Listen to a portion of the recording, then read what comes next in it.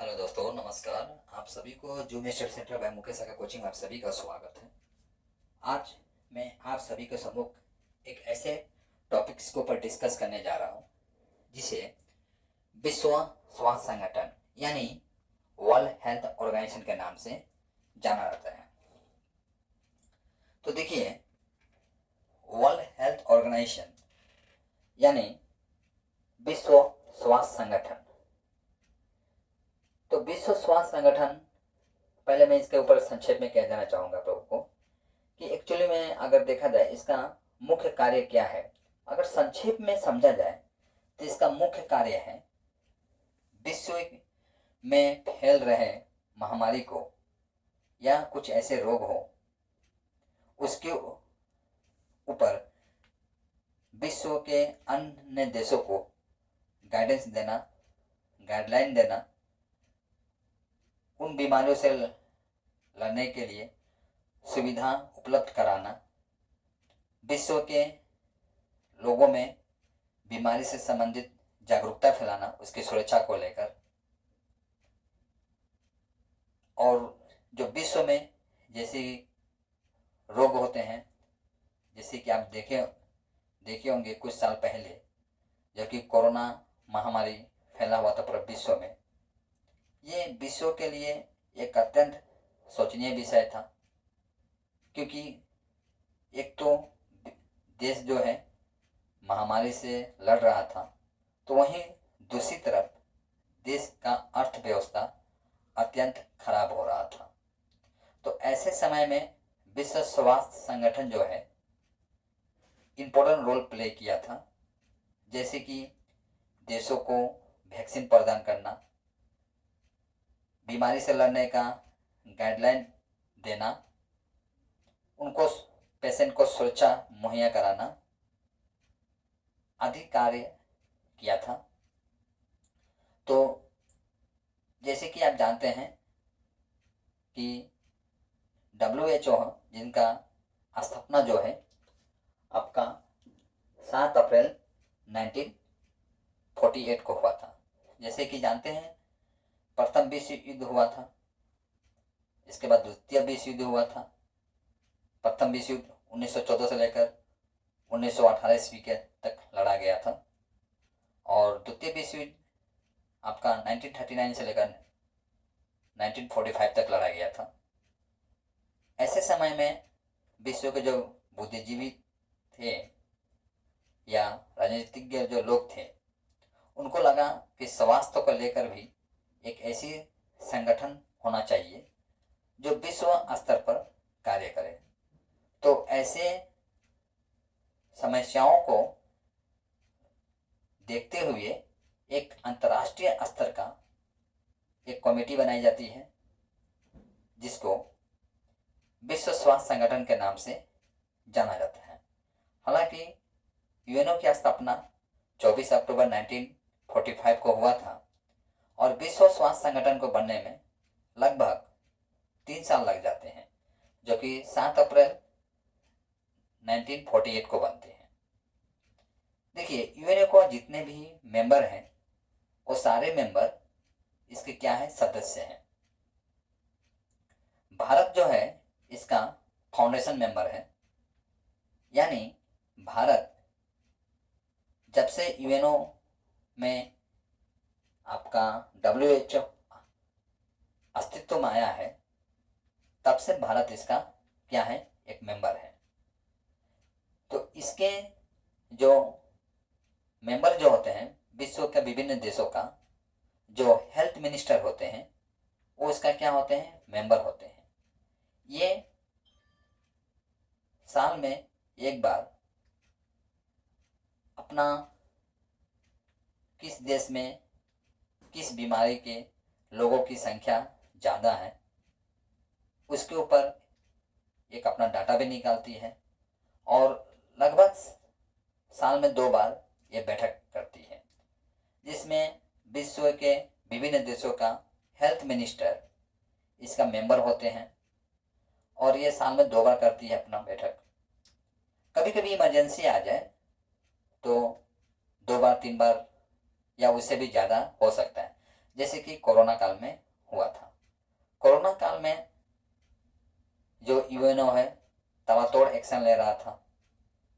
जैसे कि जानते हैं कोरोना जो है चीन से निकला था। चीन के वुहान शहर जो है, जो बायोलॉजिकल लैब था, वहाँ से इस बीमारी की शुरुआत हुई थी। और इसके संदर्भ में यूएनओ का कोई संज्ञान में नहीं था यह बीमारी के विषय में, जिसके कारण इसका खामियाजा जो है पूरा विश्व को भोगना पड़ा। विश्व एक तरफ से आर्थिक समस्या, एक तरफ से महामारी से जूझ रहा था, तो वहीं दूसरी तरफ आर्थिक समस्याओं से भी जूझ रहा था। कोरोना काल को सभी ने देखा है। मैं आशा करूंगा कि आप लोग, मैं जितना बोल रहा हूँ उससे कहीं ज़्यादा आप उसको महसूस भी कर रहे होंगे, क्योंकि हाल फिलहाल की घटना है। तो देखिए, ये यूएनओ का ही एक विशिष्ट संस्था है जो कि वर्ल्ड में विश्व स्वास्थ्य के लिए कार्य करती है। ये डाटा भी निकालती है, जैसे कि विश्व के विभिन्न देशों में जो बच्चे हैं कुपोषण का शिकार हो जाते हैं। कुपोषण कहने का मतलब ये होता है जिन बच्चों का जिन समय में उचित प्रोटीन चाहिए था, उनके माता पिता उचित समय में उचित प्रोटीन प्रोवाइड नहीं कर पाते, दे नहीं पाते हैं, जिसके कारण बच्चों का क्या होता है, स्वास्थ्य विकास नहीं होता है।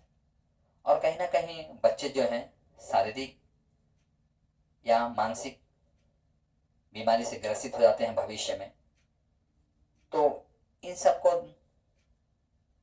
का या विश्व के विभिन्न देशों का जो ये कमियां है, इस कमियों पर भी बड़ी बारीकी से WHO क्या करता है, अध्ययन करता है, उनकी समस्याओं को दूर करने का प्रयास करता है।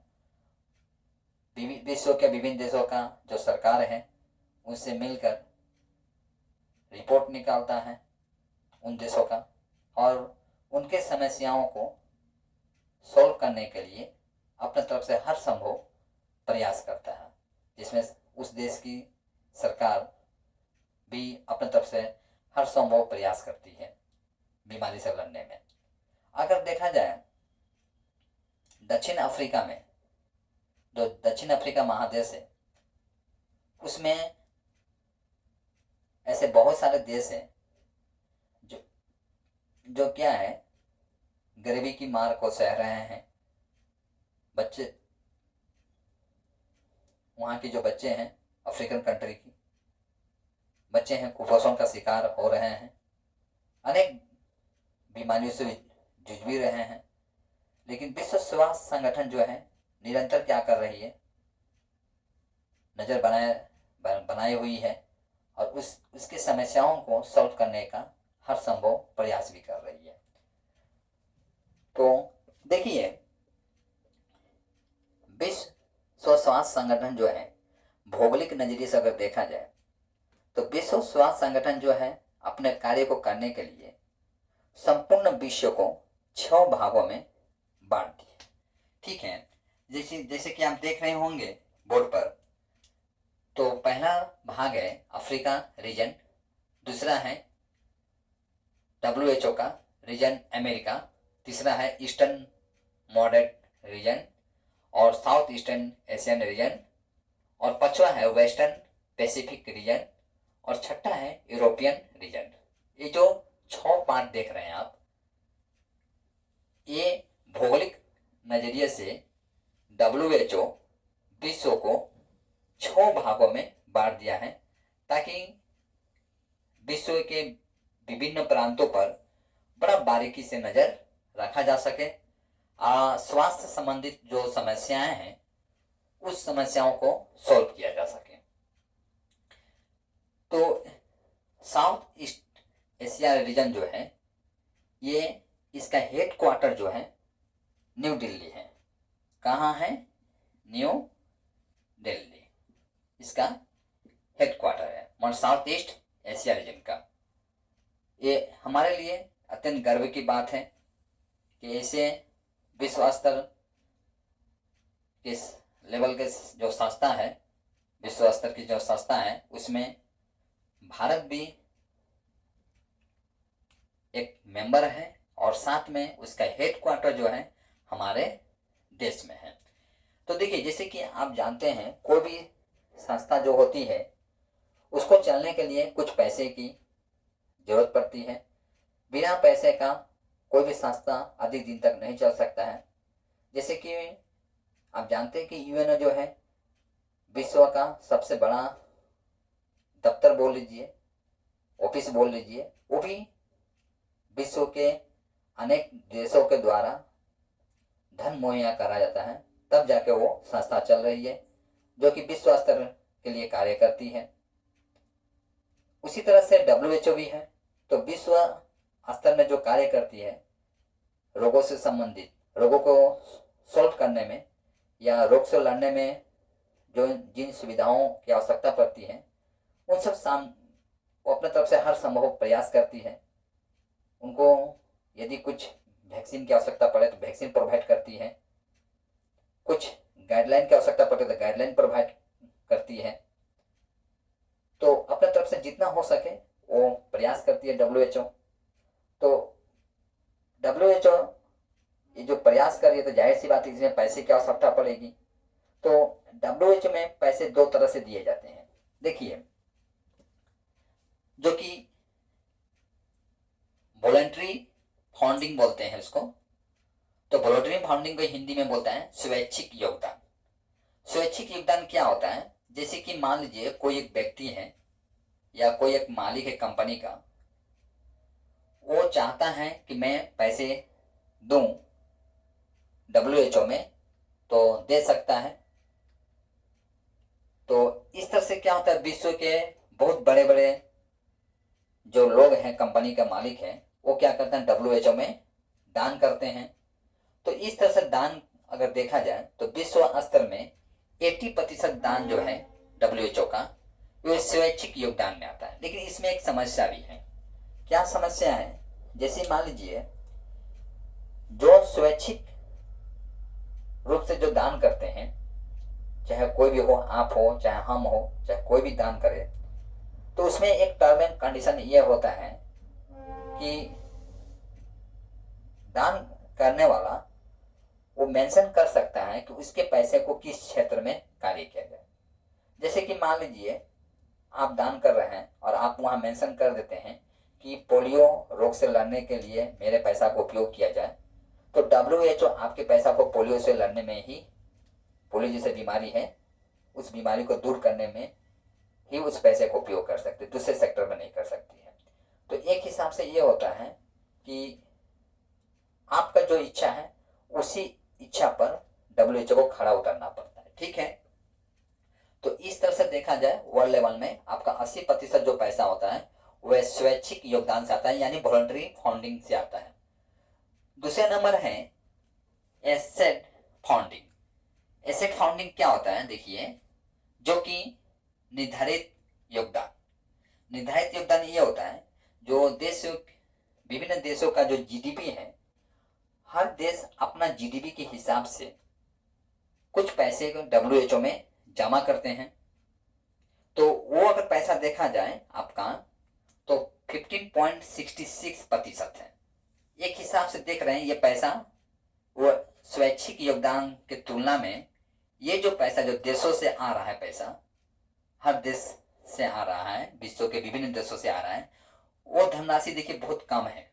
ठीक है, उसी तरह देखा जाए USA जो है, USA अकेला आपका 15% डोनेट करता है। USA अकेला 15% डोनेट करता है। वहीं यूनाइटेड नेशन देखा जाए तो 8% डोनेट करता है। ठीक है, अच्छा, बिल गेट्स का नाम तो सुने होंगे। तो बिल गेट्स का एक संस्था है जिसका नाम है, ठीक है, bill and Melinda Gates foundation. ये जो संस्था है ये WHO में 9.33% डोनेट करती है। पर इनके जो पैसा हो है, जो लोग, जो पेशेंट कैंसर से भुगत रहे हैं कैंसर बीमारी से, उनके ऊपर ही खर्चा किया जाता है, दूसरे सेक्टर में खर्चा नहीं किया जा सकता है। तो देखिए, WHO का जो जनरल डायरेक्टर जो है वो टेड्रोस है। इनका जो जनरल डायरेक्टर जो होते हैं वो क्या होते हैं, टेड्रोस होते हैं। अच्छा, मैं और एक बात बता देना चाहूँगा। देखिए, जैसे कि मैं बताया, आपका हेल्थ मिनिस्टर जो है, हर देश का जो हेल्थ मिनिस्टर जो होते हैं इसके मेंबर होते हैं। जब साल में एक बार इनका वोटिंग होता है तो हेल्थ मिनिस्टर क्या करते हैं, हर देश का जो हेल्थ मिनिस्टर इसका परमानेंट मेंबर होते हैं, वो क्या करते हैं, जाते हैं और वहां जाकर वोटिंग देते हैं। हालांकि इनका एक अधिकार है कि अपने साथ किसी और एक व्यक्ति को भी लेके जा सकते हैं अपने देश से, चाहे हेल्थ सेक्टर से संबंधित कोई भी व्यक्ति हो, लेकिन उनका जो वोट जो है एक ही माना जाता है। ठीक है, तो टेड्रोस जो है, जो कि अभी जनरल डायरेक्टर है, जो इथोपिया देश से हैं, इनका कार्यकाल जो है 5 साल के लिए है। ठीक है, ये 5 साल के लिए बनते ही हैं, जो जनरल डायरेक्टर होते हैं 5 साल के लिए होते हैं। अच्छा, और बड़ी गर्व की बात है, सौम्या स्वामीनाथन, सौम्या स्वामीनाथन जो है, ये हमारा chief scientist of World Health Organization, ये चीफ साइंटिस्ट है वर्ल्ड हेल्थ ऑर्गेनाइजेशन में, मतलब WHO में ये हमारा चीफ साइंटिस्ट रह चुकी हैं, जो कि इंडिया से हैं। ये हमारे लिए अत्यंत गर्व की बात है। अच्छा, तो इसमें और मैं आपको बताना चाहूँगा कौन से देश इसके मेंबर हैं। तो जैसे कि मैं पहले बताया आपको कि WHO जो है, UNO का सारे मेंबर WHO का मेंबर है, पर कुछ देश ऐसे हैं जो WHO का मेंबर नहीं है।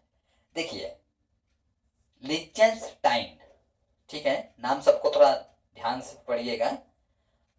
लिंचेनस्टाइन जो है ये आपका WHO का मेंबर नहीं है। ठीक है, WHO का मेंबर नहीं है, परंतु कुक आइलैंड और न्यू क्या है, UNO का मेंबर नहीं है, पर WHO का मेंबर है। इसको आप ध्यान रखिएगा। परीक्षा में आपको पूछा जा सकता है कि कौन सा देश जो है WHO का मेंबर नहीं है, तो लिंचेनस्टाइन जो है WHO का मेंबर नहीं है। वहीं कुक आइलैंड और न्यू जो है, ये दो जो है आपका UNO का मेंबर नहीं है, परंतु किसका मेंबर है, WHO का मेंबर है।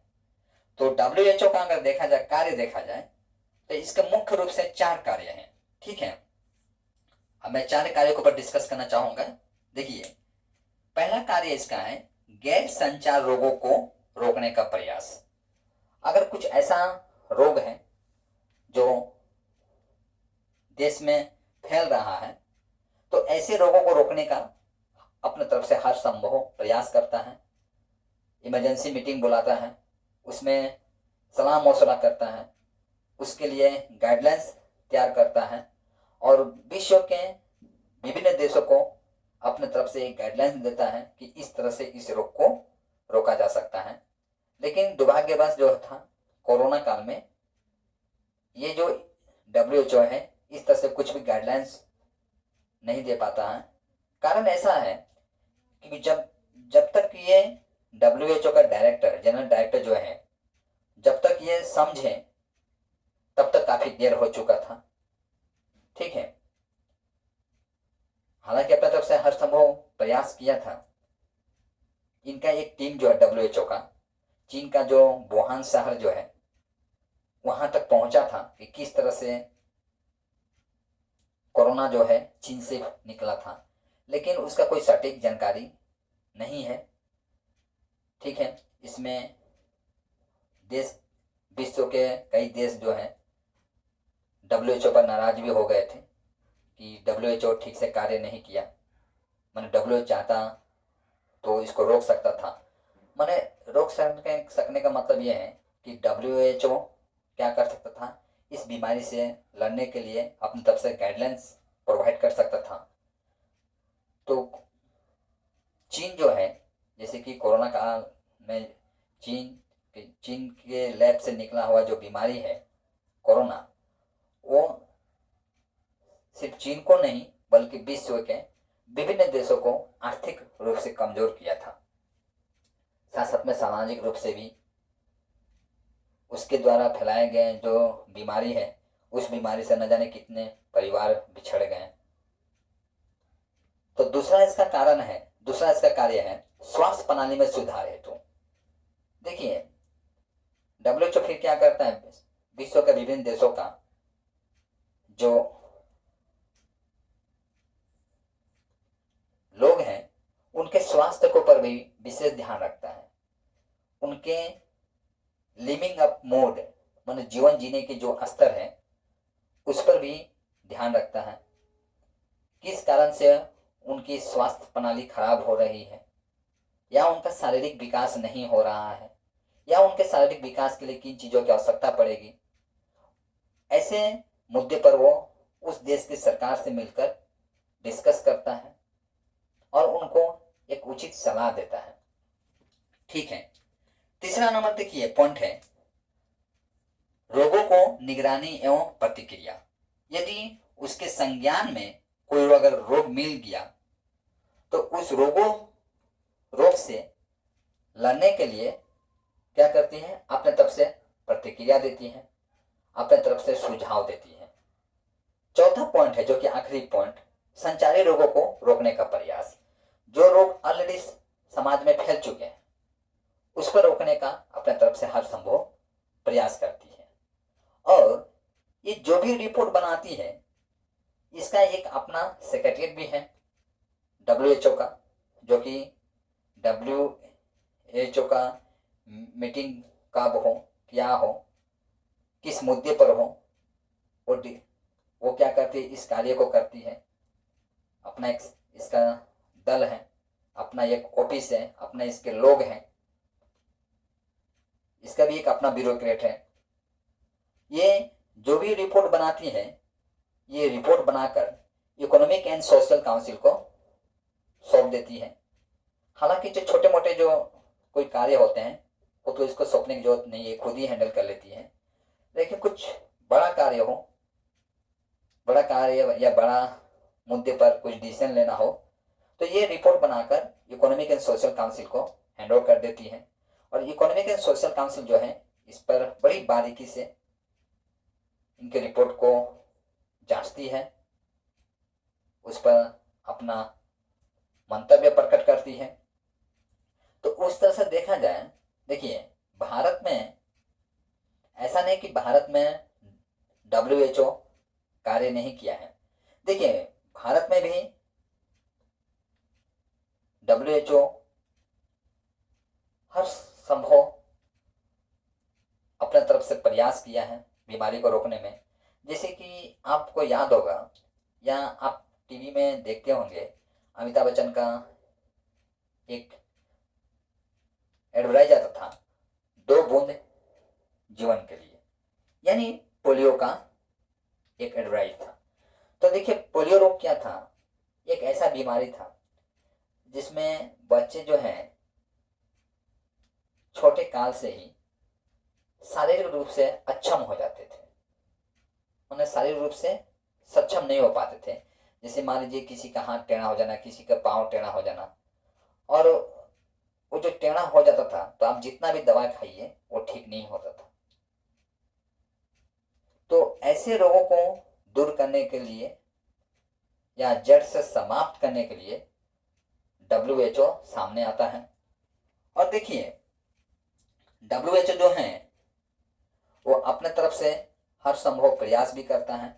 और 2014 में WHO क्या करता है, भारत से पोलियो जो रोग है उस रोग को जड़ से उखाड़ फेंकता है। यानी WHO का सर्वे में ये पाया जाता है कि भारत में अब पोलियो का पेशेंट नहीं है। ठीक है, अब उनको एक क्लीन सर्टिफिकेट दिया जाता है। मैंने ये कहा जाता है कि भारत में अब क्या है, पोलियो का पेशेंट नहीं है। परंतु वहीं देखिए कई ऐसे देश हैं जैसे कि बांग्लादेश, पाकिस्तान, इन देशों में अभी तक ये नहीं कहा जा सकता कि इनके यहाँ पर पोलियो पेशेंट नहीं है।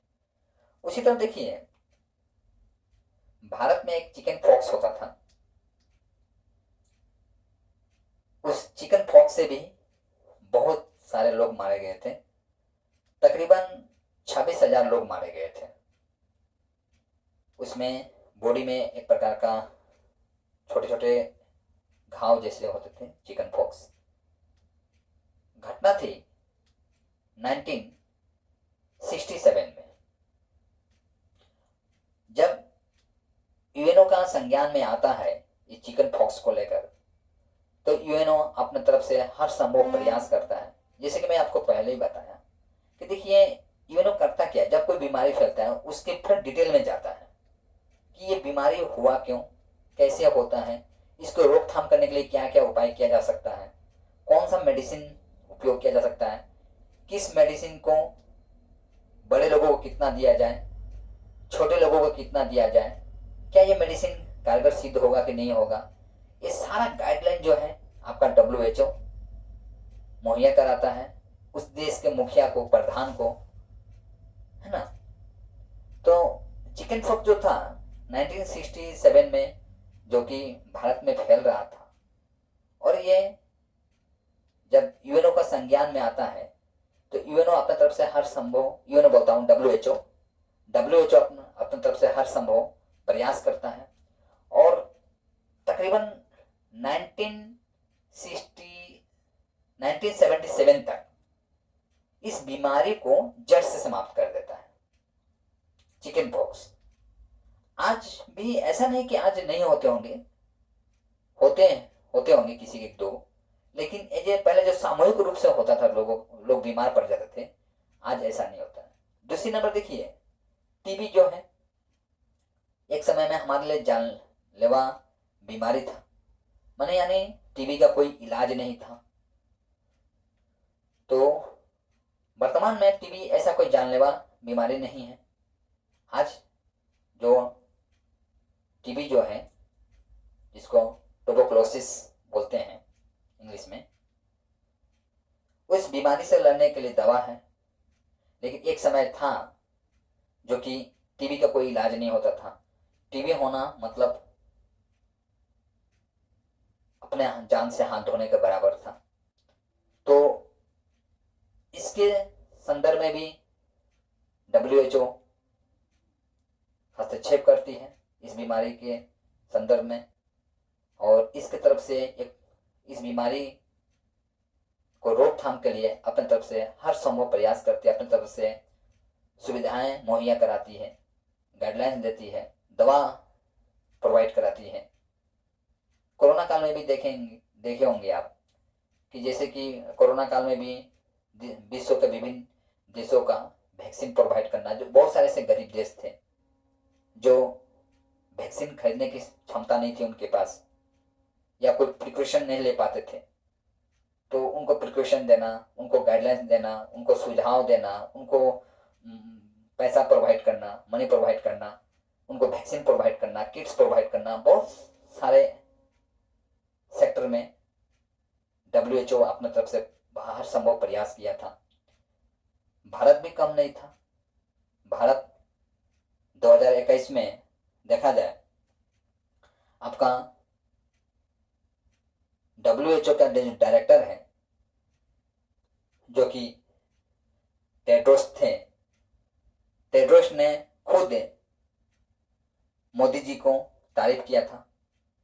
तारीफ करने के पीछे कारण भी था, क्योंकि देखिए मोदी जो थे उन दिनों में जब दुनिया कोरोना की मार से जूझ रहा था, थक चुका था, सभी लोग भयभीत हो चुके थे, उस समय में भारत जो है विश्व स्तर में एज ए लीडर के तहत लगभग 60 कंट्री को अपने तरफ से वैक्सीन प्रोवाइड किया था।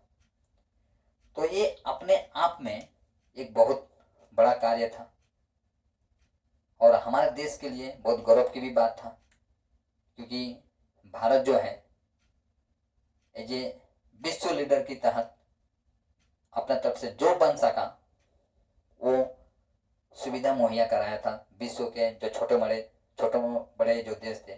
यहाँ तक कि पाकिस्तान जो है हमारा नज़दीकी पड़ोसी, जो आए दिन छिटपुट कुछ ना कुछ घटनाएं हमारे सीमा में करते रहता है, उनको भी फैसिलिटी प्रोवाइड कराया गया था। बांग्लादेश को कराया गया था, अफगानिस्तान को कराया गया था, जो कि अफगानिस्तान में कोई एक सरकार नहीं है, ठीक है, उनको सरकार की दर्जा प्राप्त नहीं हुआ है। तो ऐसे देश को भी मोदी जी ने मानवता के नज़रिए से फैसिलिटी प्रोवाइड किए थे, ठीक है। तो मैं आशा करूंगा कि आप WHO को समझ चुके होंगे, इनके कार्यों को समझ चुके होंगे, इनका क्या क्या इम्पोर्टेंट रोल है विश्व स्तर पर वो भी समझ चुके होंगे, और अब तक मेरा चैनल को सब्सक्राइब भी कर चुके होंगे।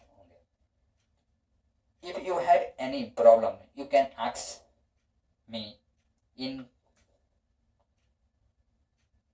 आपका जो कमेंट बॉक्स है उसमें आप कमेंट कर सकते हैं। I will be try to take your answer, ठीक है। तो इसी के साथ मैं आज का जो टॉपिक्स है यहीं समाप्त करता हूँ, और आशा करूँगा कि आपको जो मैं बताया हूँ वो अच्छी तरह से आप समझ